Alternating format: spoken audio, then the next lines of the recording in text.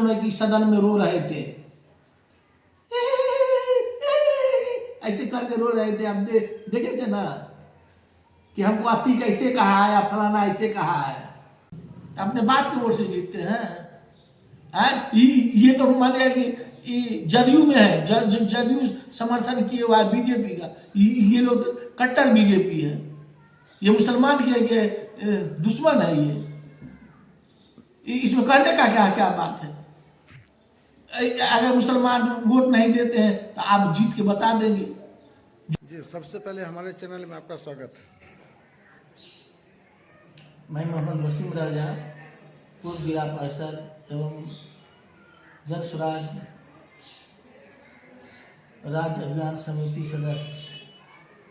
मैं भी आपका और आपके चैनल का बहुत बहुत शुक्रिया अदा करता हूं कि आपने मुझे बोलने का मौका दिया है। आज जो है वसीम जी, एक मुद्दा बहुत ज़्यादा ही चर्चा में है और लोग जो है उसके विरोध में भी चल रहे हैं, जो वक्फ बोर्ड का मामला है। आज मुस्लिम समाज के अंदर देखा जा रहा है कि जुमे की नमाज में हो और सुनने में आ रहा है कि ईद की नमाज में भी लोग काला कपड़ा बांध के इसका विरोध करेंगे। इस पे आप क्या कहना चाहते हैं? क्या ये वक्फ बोर्ड का मामला सरकार सही कर रहा है या गलत कर रही है सरकार? ये सरकार हमारे माननीय प्रधानमंत्री नरेंद्र मोदी और उनके चापलूस हमारे बिहार के मुख्यमंत्री नीतीश कुमार ने वक्फ बिल जो हम लोग का प्रॉपर्टी है उस पर इन्होंने अपना हक जमाने का कोशिश किया, उसमें समर्थन देने का कोशिश किया। इसी को लेके हमारे इमारत शरिया के मौलाना लोग उनका मुखालफत की और उनके अफ्तार पार्टी में वहाँ के कोई भी मुसलमान जिम्मेदारान मुसलमान और उलमा इकराम उनका खिलाफ किया और उनके इफ्तार पार्टी में नहीं गया। इस वजह से उन्होंने अपने खुद न आकर हमारे कुछ मुसलमान नेता जो उनके चमचा हैं और हमारे कौम के दुश्मन समझिए कि उन्होंने इमारत शरिया पे जाके और पुलिस बल के साथ वहां हमला कर उनके साथ बदतमीजी की और हमारे इमारत शरिया के प्रॉपर्टी को और उसको बर्बाद करने का कोशिश कर रहे हैं। लेकिन ये नहीं जानते हैं कि अशफाक करीम साहब जो उनकी प्रॉपर्टी है, उनके बाप की प्रॉपर्टी है या उनकी नाना की प्रॉपर्टी, जो इसमें इमारत शरिया का मुखालफत कर रहा है, इसमें किसी की बाप की संपत्ति है। वो लोग अपने होश में आ जाए। उनको अगर कोई मुस्लिम नेता चुना है या मुस्लिम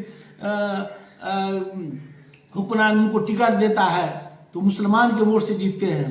वो दिन दूर नहीं, अभी 6 महीना के बाद आने वाला है कि इन लोगों से हमारे मुसलमान के समुदाय जूता से सवाल जवाब करेंगे। जो नापाक इरादा लेके हमारे वक्फ बोर्ड की संपत्ति को और मुसलमान की सारी संपत्ति को हड़पना चाहते हैं, उसका ये दलाली कर रहे हैं, उनका ये साथ दे रहे हैं। हम मांगेंगे अशफाक करीम से या इसमें जितना मुसलमान है कि हमारे बेटा का फ्री में एडमिशन कर देगा। अशफाक करीम भी जेल किया है अपने नापाकी हरकत में। उनके यहाँ छापा मारा गया था और उनके पलंग से करोड़ रुपया निकला था और अब वो जेल गए थे। इसी डर से वो जदयू में चले गए। वो पहले लोजपा में थे। ये गिरगिट की तरह रंग बदल अपने प्रॉपर्टी को बचाने के लिए रंग बदले हैं, कई दल में गए हैं। यानी आपके कहने के एतबार से ये जो है अपनी संपत्ति बचाने के लिए जो है पार्टी बदल लिए हैं। हाँ, बराबर पार्टी बदलते हैं। इनको पटना के इनकी आवाज से छापेमारी कर करोड़ रुपया जब्त किया गया। इनकी प्रॉपर्टी है वहाँ मेडिकल कॉलेज है कटिहार, वहाँ कटिहार में मेडिकल कॉलेज है। उस मेडिकल कॉलेज पर हम अपना हक जताएंगे, जताने देगा? या किसी भी मुसलमान उस पर हक जताएगा, ये जताने देगा? इनको शर्म आना चाहिए, या इसमें जितने मुसलमान हैं, ये हमारा जो इमाम शरिया है पूरे भारत में है, और ये किसी के एक आदमी के इससे नहीं चल रहा है। ये सारे मुसलमान भारत के उसमें ताउन कर रहे हैं, उसकी मदद कर रहे हैं, इससे वो चलता है। अगर वो पैसा वहाँ जमा रहता है, वहाँ कहीं बाढ़ आया कि किसी जिला में घर जल गया, बाढ़ आया या किसी को मुसीबत हुआ, वहाँ से उसकी मदद मिलती है। और इसको नाकाम करने के लिए ये लोग तुले हुए हैं। सरकार जब अपने आप को नहीं इस पर काबिज हो रहे हैं, तो हमारे ही मुसलमान नेता को आगे करके ये काम करवाया जा रहा है। ये खैर मनाबे कि ये रमजान का महीना है और सब छुट्टी में था, इनकी हालत वो होती बस से बदतर।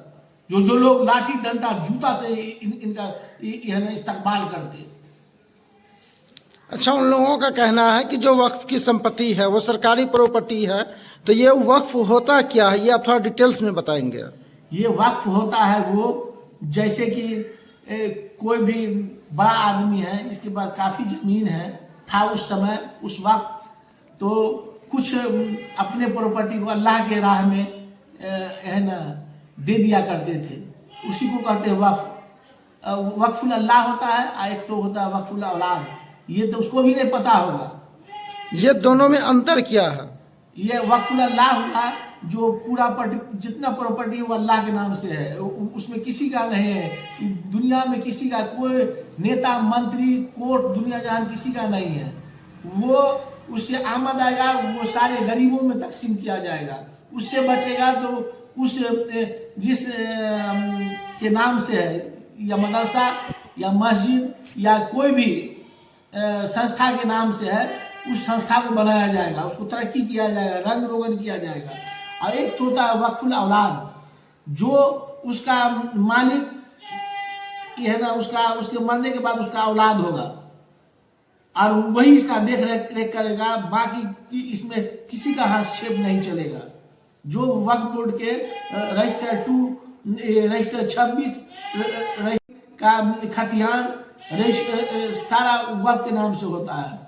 वो कोई सरकारी का नहीं है। अगर सरकार का है तो वो कागज दिखा दे, हम मान लेंगे। वक्फ बोर्ड के मामला को लेके जो है आरजेडी अभी जो है तेजस्वी प्रसाद यादव जो आगे बढ़े और बोले भी हैं, क्या आपकी पार्टी की क्या रणनीति होगी? जनसुराज इस वक्फ बोर्ड के मामले में क्या रणनीति रचेगी? हमारे माननीय प्रशांत किशोर सबसे पहला कदम उठाए हैं इसमें, उसके बाद तेजस्वी उठाए हैं। हम तो इतना बोल रहे हैं कि अशफाक करीम, चाहे इसमें 8-10 मौलाना जो इसमें आए हैं, जो विरोध किए हैं, जफर अब्दुल रऊफ रहमानी साहब, नाजिर तौहीद साहब, ये सब जो हमारे इस इदारे में जो अपना मुखालफत किए, अपना हाथ बढ़ाए, इनको दम है, इनको माँ दूध पिलाई है। तो किसी हिंदू के इदारा पर ये नजर उठा के देखे, आग उठा के देखे, इनको नहीं काट दिया तब मेरे पैदाइश में फर्क नहीं। आप इनको ये मुसलमान का है, ये मुसलमान होकर कर रहे हैं, अपने आप को ये बन रहे हैं। ये ईद के बाद इनका वो हाल होगा जो देखने के लिए लोग तरसेगा। इनके पीछे सरकार 32 को पुलिस लगाएगी इनके रक्षा के लिए। इमारत शरिया के खिलाफ जो आज गंदी साजिश रची जा रही है, उनको आप क्या संदेश देना चाहेंगे? वो मुसलमान है ही नहीं, इसको क्या संदेश देंगे? वो ईद मनावे या नहीं मनावे, रोजा रखे या नहीं रखे, इसको क्या मतलब है? जो अशफाक करीम जो है वो ठीक से नमाज भी पढ़ता है, मैं उसको खुद जानता हूँ। लोजपा में था, मैं भी लोजपा में था उस समय, उस वक्त। वो सिर्फ रुपया का ये पहचान करता है, आदमी का नहीं, कौम का नहीं। इसलिए ये लोग ऐसा साजिश किया है। जो इमारत से के साथ इस तरह की बदतमीजी कर रहा है, मदनी साहब के साथ ये बेहुरमती कर रहा है। हम तो बोले ना, इनको दम है, इनको माँ दूध पिलाई है, तो किसी मंदिर और गैर मुस्लिम की इदारा पर है ना नजर उठा के देखे। मंदिर में भी लोग दान दिए हैं, उसको सरकारी बनाने का इनसे होगा? कर पाएंगे?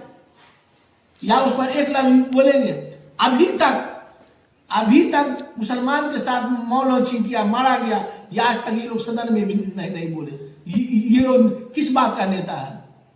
नीतीश कुमार इसको क्यों वोट दिए है, टिकट दिए है कि ये मुस्लिम इनको जिताएगा? मुस्लिम इसी के लिए जिताया है। ये सदन में आज तक मुसलमान के लिए एक लफ्ज नहीं बोला। ये मुसलमान है ही नहीं, मदनी रहमानी चिश्ती लगाने से ना हो जाएगा। उनके पार्टी के लोगों का कहना है कि मुस्लिम हमें वोट नहीं करती है, अपने बाप की वोट से जीतते हैं। ये तो मान लिया कि जदयू में है, जदयू समर्थन किए हुआ है बीजेपी का, ये लोग तो कट्टर बीजेपी है।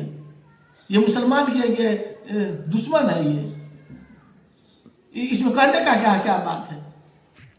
अगर मुसलमान वोट नहीं देते हैं तो आप जीत के बता देंगे जो इसमें नेता है। उन लोगों का आरोप ये भी होता है कि बीजेपी से डराकर आरजेडी वाले जो है वोट ले लेते हैं। मुसलमानों को आरजेडी वाले जो इस्तेमाल किया करते हैं हमेशा। वो आरजेडी वाले जो है वो सही बात है, लेकिन तुम क्या करते हो? तुम भी तो वही कर रहे हो। नीतीश के डर से अब अपने संस्था को है ना आग में झोंकने का काम कर रहा है। तुम मदनी साहब को और इमारत सरिया को गलत बता रहा है, यहां से लेके पश्चिम बंगाल तक। ये तुम्हारे लोग की बात की प्रॉपर्टी है, ये भारत के पूरे मुसलमान की प्रॉपर्टी है। अगर तुमको कुछ पूछना था तो तुम सारे लोग बंद कमरा में बैठ के है ना पूछताछ कर दे, इसका है ना समीकरण निकाल दे, इस पर चर्चा कर दे। लेकिन आप पुलिस बल के साथ जाके हमारे इदारे को नुकसान पहुंचाए हो। ये कहाँ का है? तुम मुसलमान कहाँ का है? वो इस तरह का काम करके क्या साबित करना चाहते हैं? ये है ना अपने चापलूस बनना चाहते हैं, दलाली, कि नीतीश सबको बहुत अच्छा कहेगा कि ये हमारे अच्छा नेता है। खैर मनाओ तुम कि है ना रमजान के बंदी में तुम गए थे अंदर। अगर रमजान के बंदी के बाद तुम हमारे सरिया आके तुम हमला बोल के देख लेना कि सारा मुसलमान तुम्हारा वो खबर लेगा कि तुम्हारा जो मेडिकल कॉलेज तो तुम्हारे अंदर चला जाएगा, और इसमें जो नेता है ना सबके अंदर चला जाएगा, और मुसलमान के इलाका में तुम जाने के लायक नहीं रहोगे। तुमको जूता चप्पल और हरिया खपड़ी से तुम्हारा स्वागत करेगा लोग। क्या लग रहा है कि आगामी विधानसभा में अगर यही हालात बना रहा तो आगामी विधानसभा मुसलमानों की वोट जदयू को मिलेगी या नहीं मिलेगी? जदयू कहाँ से मिलेगी? जदयू तो खत्म पर है, इसीलिए तो इतना बौखला रहा है। आप उन्हीं के नेता ना वो है ना बोले हैं कि नीतीश जी का दिमाग नहीं काम कर रहा है। सुशील कुमार मोदी जी बोले थे हैं, और वही सामने भी आ रहा है।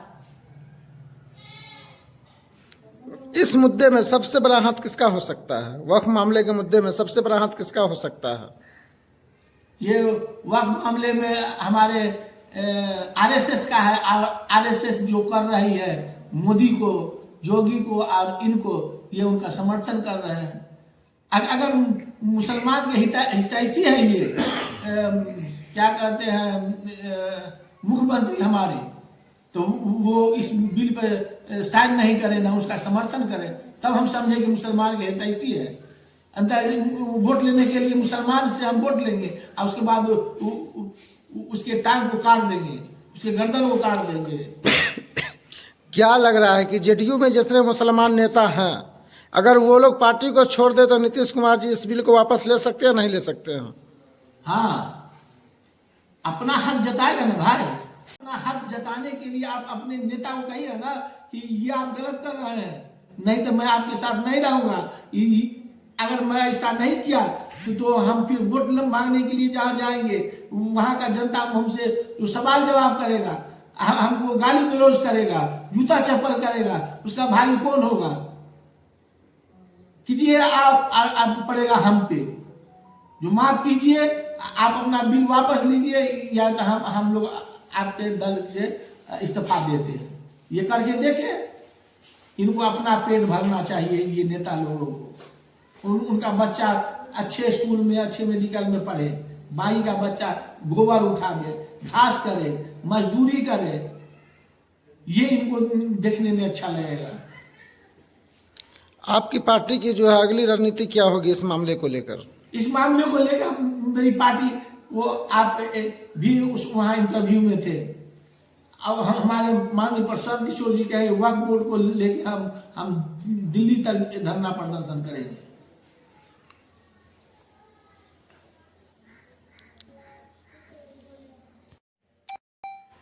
अभी जो है वक्फ बोर्ड मामले को लेकर हर जगह पे मुसलमान जो है एहतजाज कर रहे हैं और वो काला पट्टा बांधकर जो है नाराजगी जाहिर कर रहे हैं।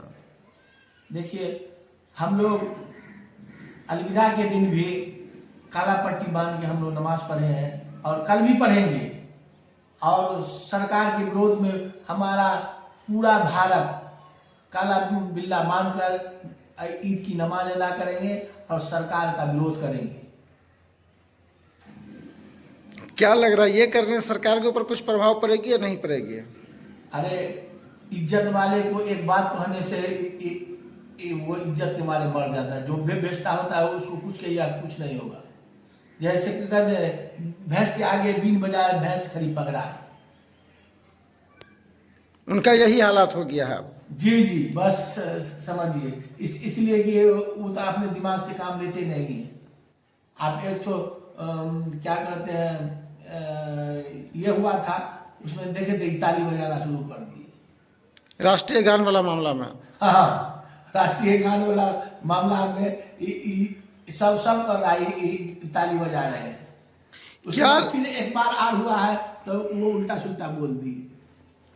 अच्छा, भी एक मुद्दा और यूपी से बहुत जोरों शोर से चल रहा है। योगी आदित्यनाथ का कहना हुआ कि ईद की नमाज सड़क पे नहीं होगी, इसमें क्या कहना चाहेंगे आप? ईद की नमाज हम लोग जहाँ पढ़ते हैं योगी आदित्यनाथ के बाप का नहीं है।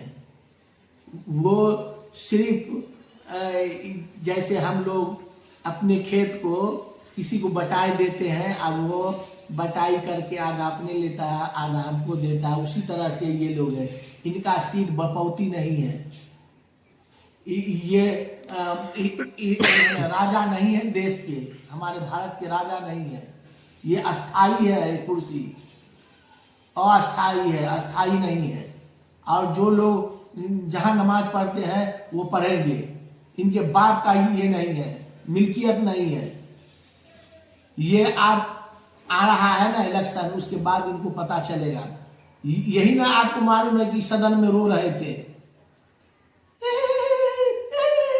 ऐसे करके रो रहे थे। आप देखे थे ना कि हमको अति कैसे कहा है या फलाना ऐसे कहा है। मरवा देने से यह ना किसी का गुस्सा शांत नहीं होगा और उसका परिवार तुमसे बदला लेगा। जब तुम कुर्सी से हटोगे तब तो तुम्हारे साथ वही होगा जो तुम उसके साथ किए हो, गलत किए हो। ये है ना, तुमको अपने क्रिमिनल होना चाहिए। क्रिमिनल से काहे मरवा दिए? पुलिस के सामने क्रिमिनल आके हत्या कर देता है, क्या मानिए? सरकार की पूरी साजिश। अब तुम तो खुद क्रिमिनल हो और मुसलमान के हर इस पर तुम्हारा नजर है। क्यों? मुसलमान तुम्हारा क्या बिगाड़ा है? बुझाता है कि जन्मों से मुसलमान से तुमको नफरत है, पैदाइशी नफरत है, बुझाता है। मुसलमान कुछ उस वक्त में किया होगा तुम्हारे परिवार के साथ, इसीलिए हमको लगता है कि तुम मुसलमान से इतना नफरत कर रहे हो। कल जो है ईद का दिन है, आप अपने देशवासियों को और अपने क्षेत्रवासियों को क्या संदेश देना चाहेंगे? देखिए, हमने पिछले बार भी बोले थे कि कल ईद है और रामनवमी और छठ, चैती छठ होता है।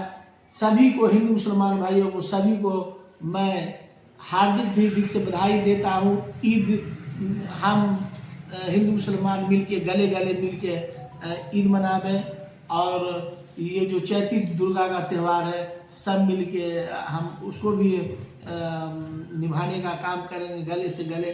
कहीं भी ऐसा कोई हरकत कोई भी असामाजिक तत्व के द्वारा नहीं होना चाहिए। जो हमारे गांव, पंचायत, जिला को हमारे क्या करते हैं, प्रशासन के आत्मा को ठेस पहुंचे या सब प्रशासन को भी ठेस पहुंचे और उनको परेशानी का सामना करना पड़े, हम सब का दायित्व बनता है। प्रशासन तो फिर बाद में आती है, वो लोग बाद में आते हैं, लेकिन हम लोग का पहले दायित्व बनता है कि कहीं पे कोई ऑकरेंस हो उसको देखना और ऑकरेंस होने ही नहीं देना। यही हम लोग का सबसे पहला प्राथमिकता बनता है। या अगर कोई असामाजिकता इस तरह का कोई घटना घटाता है, हम सबको का दायित्व बनता है कि उसको सजा देने का। हमसे नहीं हो तो प्रशासन तो बाद में है ही उनको सजा देने के लिए। इसलिए मैं अपने सभी हिंदू मुसलमान भाइयों को ये दावत देना चाहता हूँ, वो गले से गले मिलके अपना तीनों त्यौहार को निभाने का काम करेंगे।